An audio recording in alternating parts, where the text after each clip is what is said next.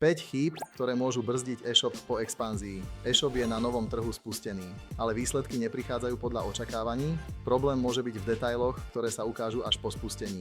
Prvá chyba: neprirodzené preklady. Text môže byť správny, ale ak neznie prirodzene, značka môže strácať dôveryhodnosť.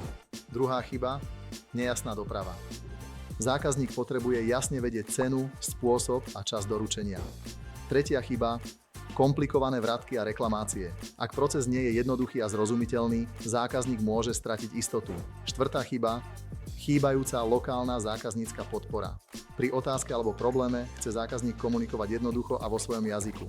Piatá chyba: nikto nesleduje opakované problémy. Rovnaké otázky, reklamácie alebo sťažnosti často ukazujú, čo treba v e-shope zlepšiť. Expanzia nekončí spustením e-shopu. Práve potom sa ukáže, čo na novom trhu naozaj funguje. Vo FOZA sa pomáhame e-shopom tieto slabé miesta identifikovať a zlepšovať.